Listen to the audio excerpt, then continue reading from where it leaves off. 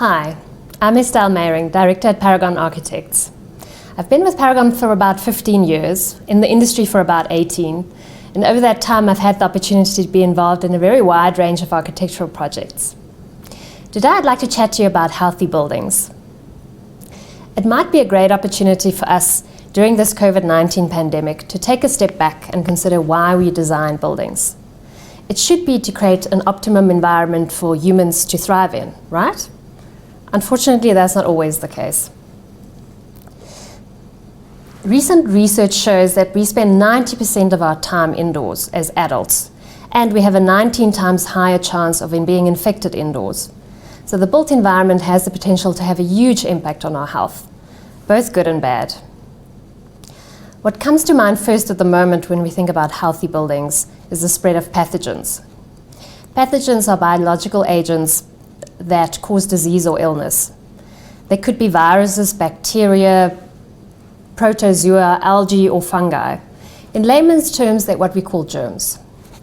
Now, I think we've all had a crash course in how they get spread recently, but just to touch on it briefly again, they often get spread through little droplets that people who are infected exhale when they're talking, when they're singing, especially when they're coughing or sneezing. These little droplets stay suspended in the air and somebody else can inhale it and get infected. Another important way that people get infected is by touching surfaces where these droplets have settled. If they then touch their mouth, their nose or their eyes, they can get infected that way. But pathogens are just one aspect of a healthy building. The World Health Organization defines health as a state of complete physical, mental, and social well-being, not merely the absence of disease or infirmity. Ho defines healthy buildings as a built environment that encourages positive well-beings of humans. That's a very wide net to cover, so I'd like to talk about quite a few aspects today. Pathogens will pop up in between. I'm going to just graze the surface of these various items. You can download the presentation afterwards if you like, and there will be a bibliography with further reading if you're interested. Indoor air quality is measured by the amount of pollutants in your building's air. Pollutants can be solids, they can be liquids, or they can be gas, and they can be chemical or biological. Pollutants can be absorbed by breathing them in, by swallowing, or some pollutants can even be absorbed through your skin. I'd like to focus on chemical pollutants called volatile organic compounds today, because they are found often in our buildings. Volatile organic compounds produce vapor readily at room temperature. So that means the product is constantly giving off vapor that you can inhale. Products that often have VOCs are paints, adhesives and sealants, and carpets. Now, VOCs and long-term exposure to them have been linked to a wide variety of health issues, including eye irritations, asthma, headaches, fatigue, even central nervous system damage. Some people even say it can cause cancer. So it is quite an important thing to take note of. The Green Building Council has released a list of tables that shows the maximum suggested VOC levels of certain products that you specify. These are two example tables. As you can see, the ranges vary widely, so you really have to use a table like this to look up the specific product that you're specifying. Luckily, the information has become a lot easier to obtain, and most suppliers will know what you're talking about if you ask them about the VOC levels of their products. Biological pollutants include items like dust, pollen, and of course the feared pathogen. They've been linked to things like allergies and asthma, but also of course diseases caused by pathogens. The recommendations for improving the indoor air quality in your building includes air filtration of your aircon system. The problem with filtrators in your aircon system is that they depend very heavily on the correct installation and the correct maintenance. And even the best filtration system will not be effective if they're not maintained correctly. I should also mention that even the best filtration systems will only filtrate small particles, so it's not a foolproof system. Another thing to consider is outdoor air. Increasing your exchange rates in your aircon, plus bringing in more fresh air, will result in a much better indoor air quality. Just increasing the exchange rates without bringing more fresh air can actually just circulate the same pollutants and cause more infection. What I do find interesting, and you're going to see me mention it quite often, is natural ventilation. In South Africa, we naturally ventilate our houses, we naturally ventilate our schools, but generally our office buildings, for example, are not naturally ventilated, and often the windows can't even open.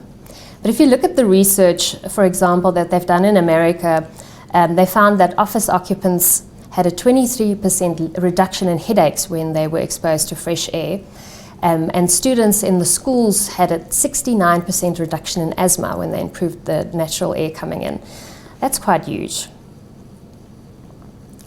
Looking at humidity and thermal health, again, that's been linked to a wide range of health issues, including headaches, negative moods, and fatigue.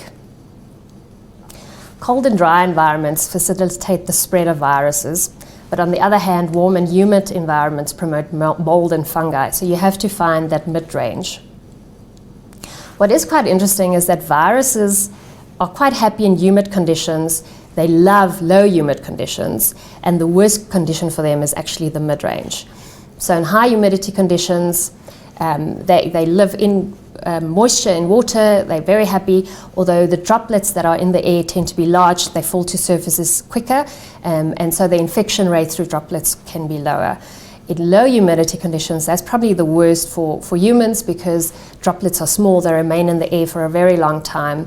There's a lot of evaporation, but all the salts crystallize out as well, so the viruses are not affected by the evaporation. Where you get to the mid-range of between 40 and 60% is where there's enough evaporation to only leave a small film of water that's very high in salts, and that affects the virus negatively. So recommendations, as I mentioned, humidity between 40 and 60% ideally. Temperature is a tricky one. The Green Building Council suggests temperature between 20 and 24 degrees. But we know now that men and women experience temperatures quite differently, and even different ethnic groups. So we know it shouldn't be extreme, not too cold or too hot, but that mid-range is quite hard to determine. This is an example of a hotel that we completed last year, the Hotel Garden Inn in Baban in Swaziland. Here we aimed for a relative humidity between 30 and 60%. If we knew then what we know now, we'd probably aim for 40 to 60%. We also took a lot of trouble of specifying materials, paints, sealants, etc. that had a low VOC content and low odor. Ventilation I've mentioned quite a bit already. It affects humidity, it affects air temperature, and it affects air pressure and quality.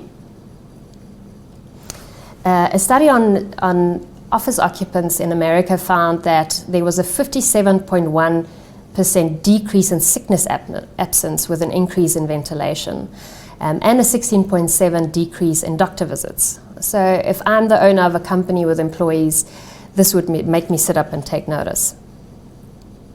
Ventilation is important because it gets rid of the indoor air pollutants. These pollutants can be from materials like VOCs that we spoke about, can be also carbon dioxide from occupants. What is quite interesting is if you are ventilating with natural air from the outside, you're also bringing the microbes that's in that outside air into your building. And though that might not sound ideal, it's a bit like taking probiotics. You need the good bacteria and you need the good microbes because it creates more competition for the pathogens. You ideally want that mix. So as a recommendation, in aircon buildings, you should keep the short distribution paths, so the air should not be traveling through long ducts to get where it needs to get. And then again, increasing exchange rates in conjunction with increasing your outdoor air fractions. The problem for mechanical engineers when they're bringing more fresh air into air-conditioned buildings is that they need more energy to then cool or heat that air that they're bringing in. So it makes the air conditioning system less efficient on energy. However, it might be a price that we need to pay. This is 16 Dartfield Road, a proposal that we did for a client in Sandton recently. It's a warehouse conversion, and as you can see, we proposed that when the weather's good, whole parts of the facades can slide open and have naturally ventilated spaces. Daylight is another important factor in terms of occupant health. The circadian system, that's our 24-hour biological clock, tells us when to be sleepy, when to go to sleep, when to be awake and alert.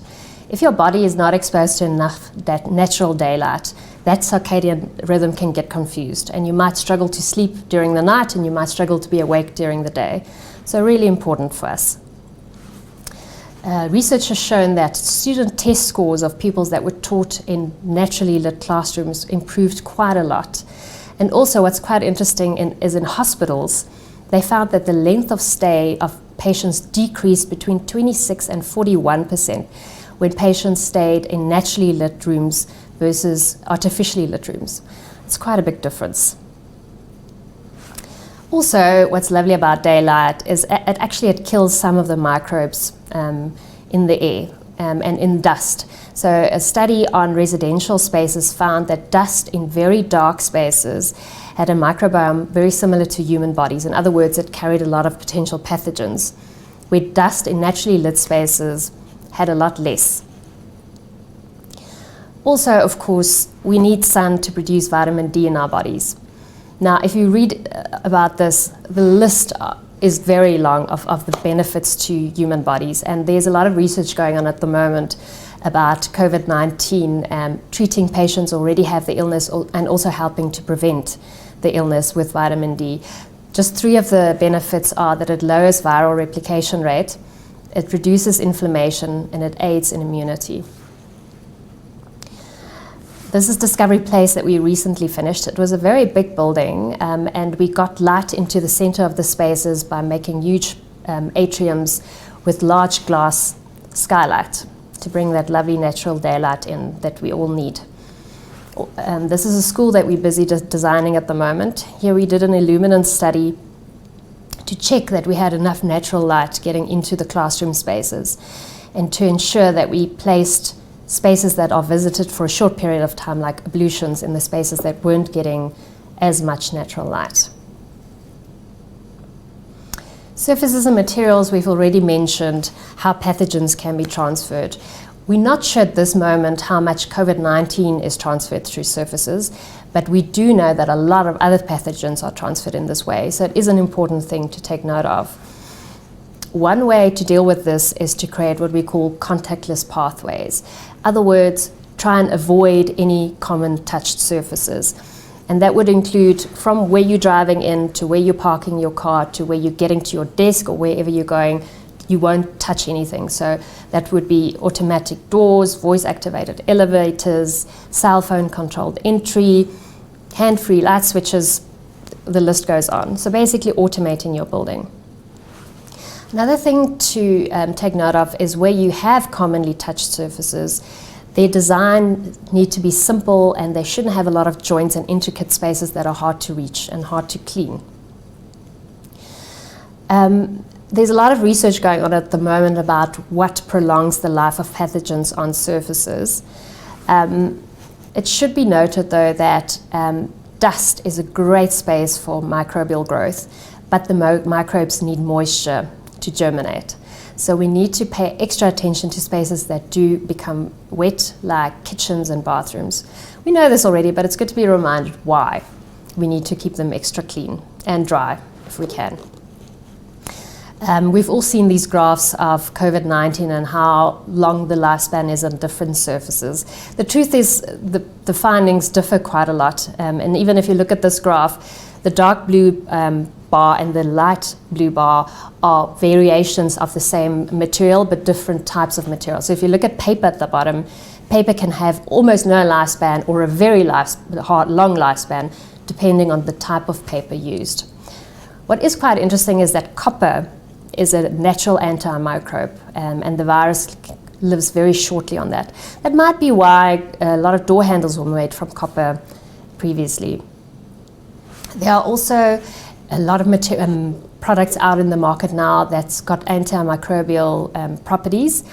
These contain toxic substances that kill, let's say, most organisms that come in contact with it. Now that might sound like the ideal solution.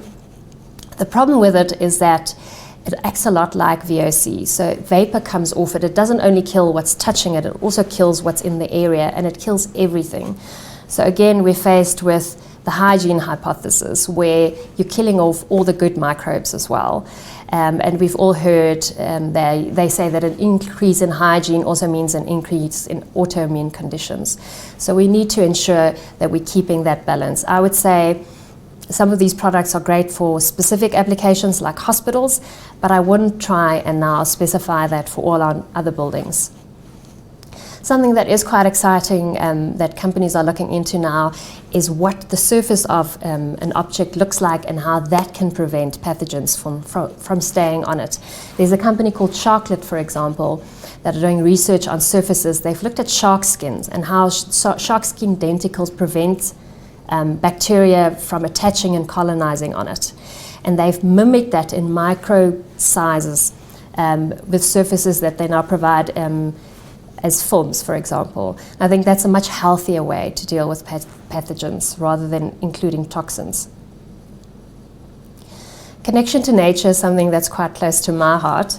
Saloma said, as our human-to-human connection is altered through the new norm of social distancing, humankind may start to return back to its human nature connection. I think we've all noticed, especially at the beginning of the lockdowns, how we craved that interaction with nature. Now, there's a wide study, lots of studies have been done on it about how important the connection and interaction with nature is. And this doesn't have to mean a walk in a forest. It could actually just be as little as having a window that looks out onto a tree. The benefits are huge. I've just listed a few of them. It reduces stress, it lowers blood pressure, it reduces headaches, faster learning, improved concentration span, engaged learning, increased productivity. Go and read up on it. The benefits are very long and it's been proved. Also, a study in Finland found that people who lived close to green spaces had a wider variety of microbes on their skin and they had less skin allergies. Again, it's bringing those healthy variety of microbes into the space. So I guess what I'm trying to say is a connection and physical access to nature is not only an aesthetic benefit in buildings, it's actually a vital building block for a healthy building. I think from personal experience I can say that when budgets are under pressure, often the first thing that gets cut is the landscape budget. If we understand this as an important aspect of any healthy building, maybe we'll consider how we spend our money wiser. This is Ibalo World Head Office in Isando, where we've incorporated planting into the exhibition space.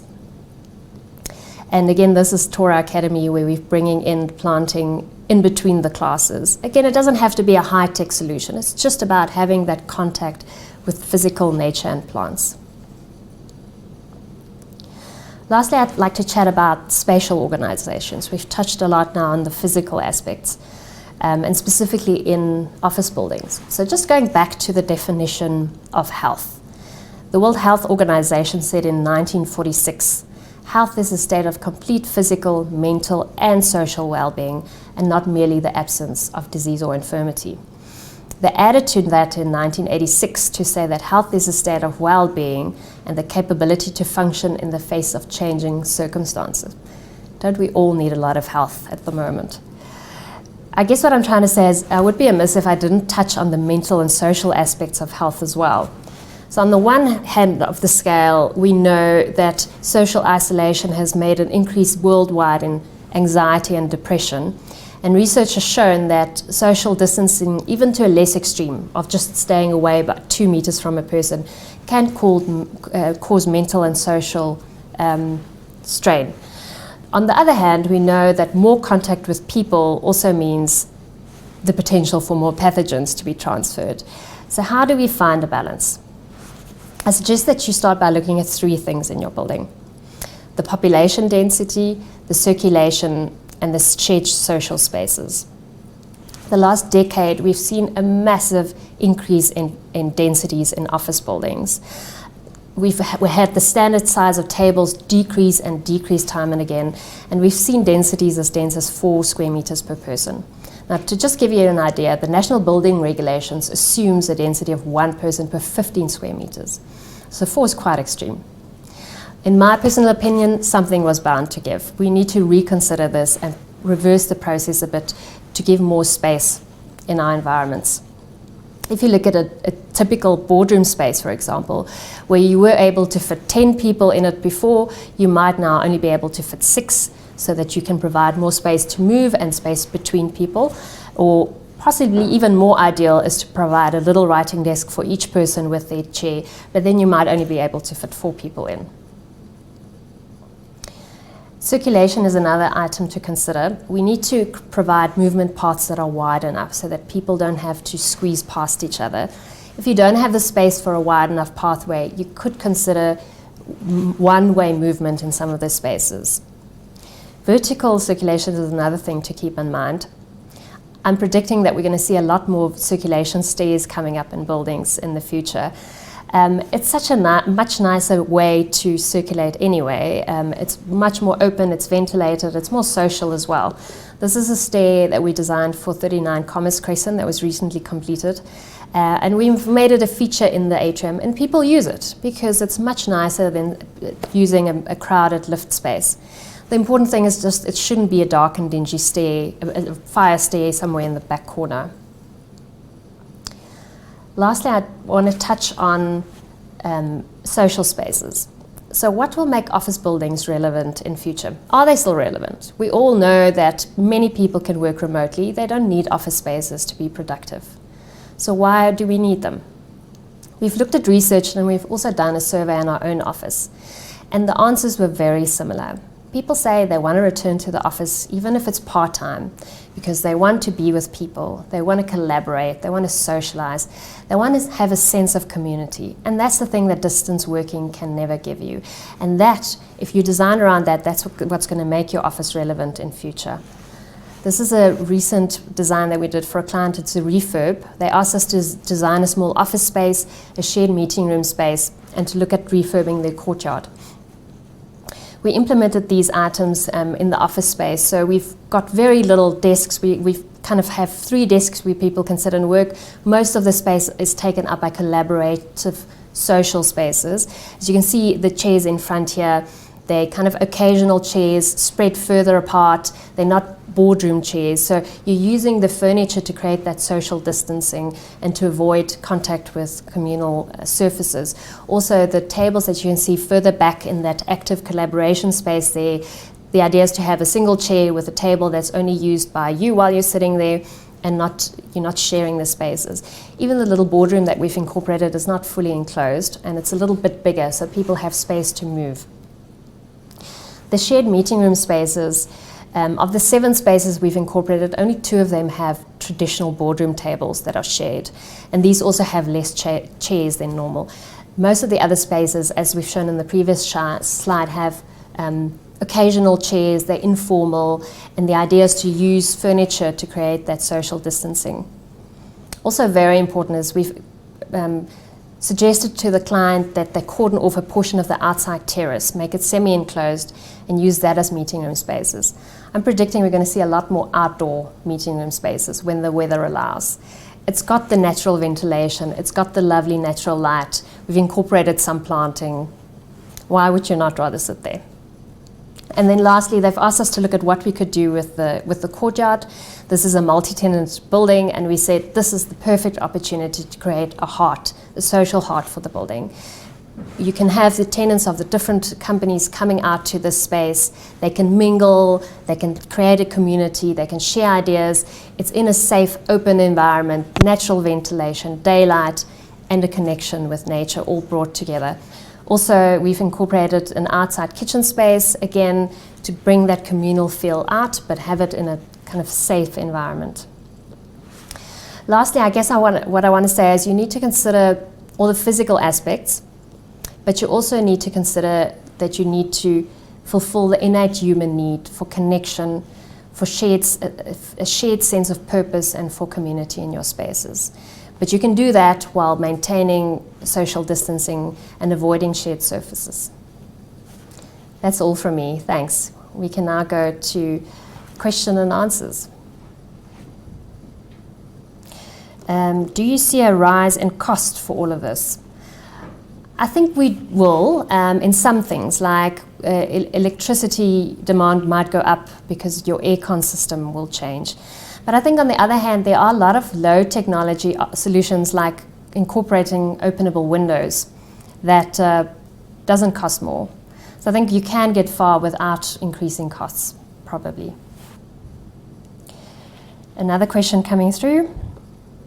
What are some of the immediate changes that we can make in our office spaces?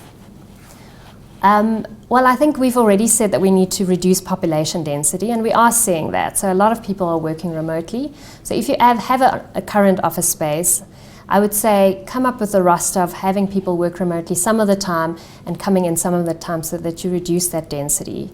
Look at your circulation spaces, make sure that they're wide enough, and if they're not, maybe incorporate kind of some one-way movement. That's something that you can do kind of immediately. If there are any questions or comments that you'd like to send through to me, please feel free to email me and I'll try and get back to you when I can. There's another question coming through. What do you believe is the effects of stone and laminate being used? Well, I think stone doesn't have VOCs, so that's a good start. But on the other hand, where they quarry the stone, they cut a big hole in the mountain that you can't really close up again. So I think it could be good or bad. Laminate, the same thing. It depends. You need to check the specific VOCs of the laminate, and you need to check how it's produced.